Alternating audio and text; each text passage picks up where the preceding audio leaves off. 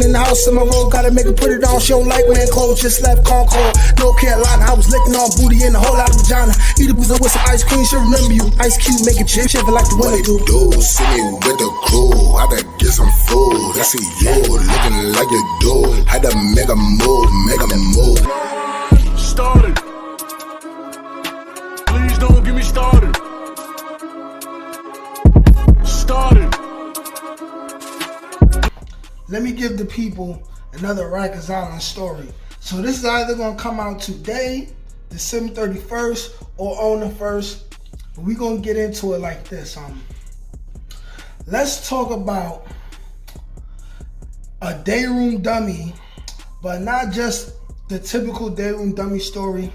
I've never seen people with their Rikers Island stories talk about how the day room dummy, the softy, the P-boy actually gets his weight up and gets himself to a high level of respect within the jail.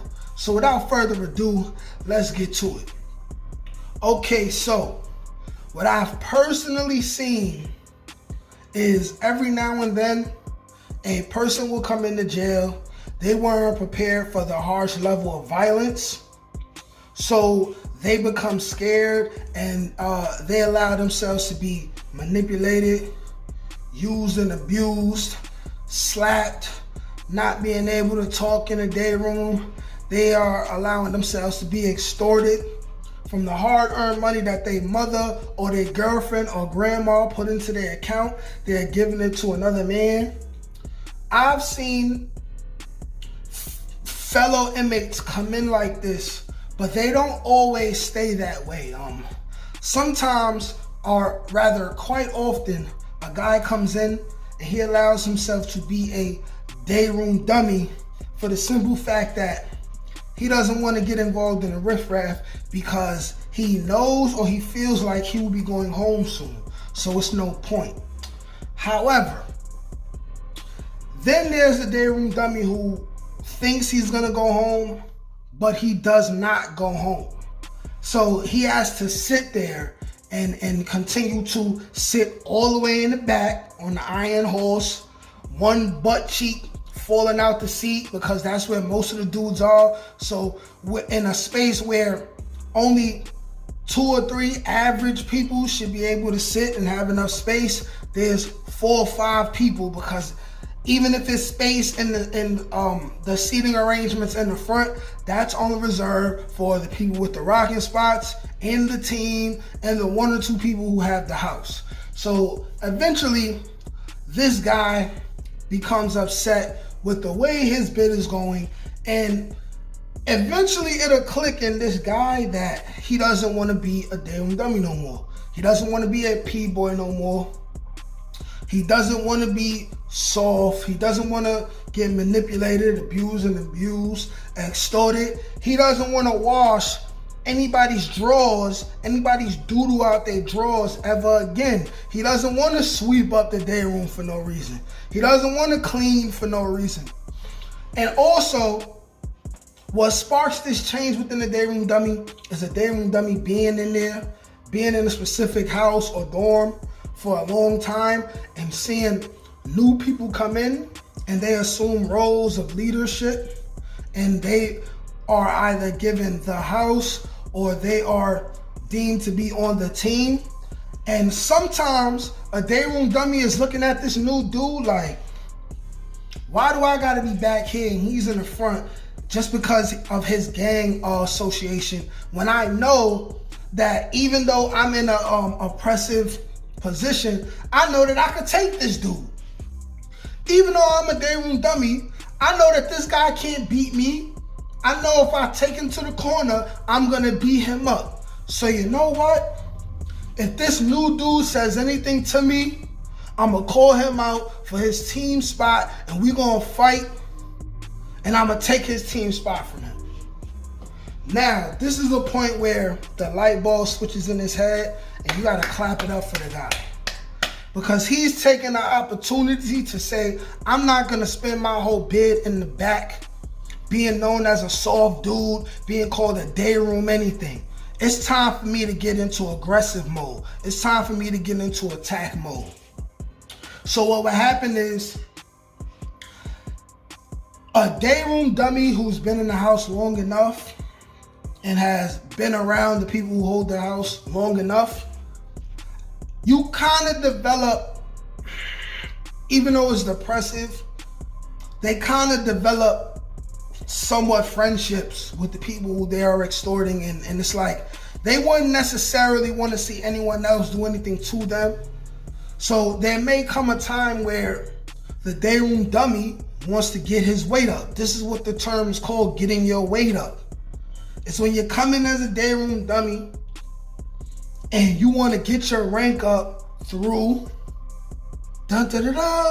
violence, of course, only violence. So the way to do this would be if someone new comes into the house and they're not respecting the program, they're not submitting, even though you have already been in this house and you've been submitting, the day room dummy would volunteer himself to be the person to pop it off, to put in the work, to assume a more violent role within the house, participating in the oppression over other people.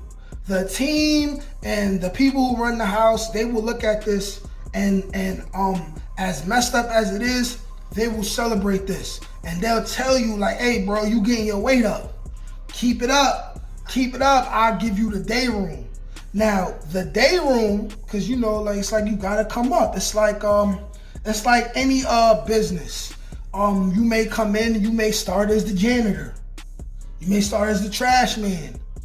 Then as the time goes, you may work yourself to register. You may work yourself up to fry cook. Then you become the assistant manager. Then you become the manager. And then if you're lucky, you will get the equivalent of running the house, which would be the general manager or something of the sort. You know what I'm saying? So they'll say, hey, you trying to get your weight up? I see you trying to get your weight up, bro. I'm going to give you the day room. Now, the person who has the day room is still a day room dummy. It's still a crash dummy, a pop-off dummy position. But this is letting the whole house know that you're basically being trained to rise up in the social class of the house. You're going up from a peasant to above a peasant, the overseer of the peasant. This is actually, you know what I'm saying, the equivalent to, let's say if you seen Django, and Django was telling a slave owner that he was a Mandingo wrangler, which means he was somebody who oversaw the fights and activities of the other slaves, quote unquote, or something like that. So you're overseeing the other day room dummies, but you have authority to tell the other day room dummies to shut up. You have the authority now because they gave it to you, which is corny. I never had the day room because I was never that low on the totem pole. My thing was to come in and have a respectable position, period. I don't need the house. I don't need to be on the team. But you're not taking anything from me. You're not gonna ask me for anything. I'm not giving you no phone calls. I'm not giving you no commissary. And if you feel like that's what you're gonna do, I'm gonna punch one of y'all in the face. Y'all gonna have to jump me, and y'all gonna have to pack me up and get me out of this house, because you're not getting nothing from me. So y'all either fall back, let me do what I do, I respect you, you respect me, or we just gonna fight and you gotta get me out of here. But anyway, they give you the order of controlling the day room. This is a low position. It's not that respectable, but it acknowledges that you're climbing on your way up. So then boom, eventually the person who has the house may upgrade you from the day room to having a rocking spot.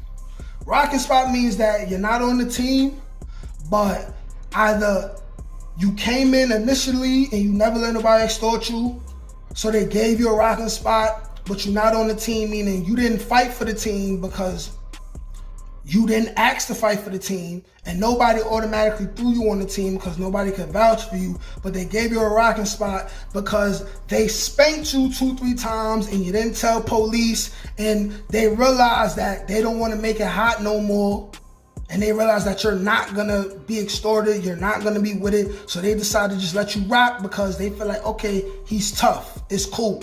But you still have to agree to beat up other people with them, which is basically the same as being on the team, but you know, in their eyes, they see it different, but it's literally the same thing. So I always gravitated between rocking spot and on the team.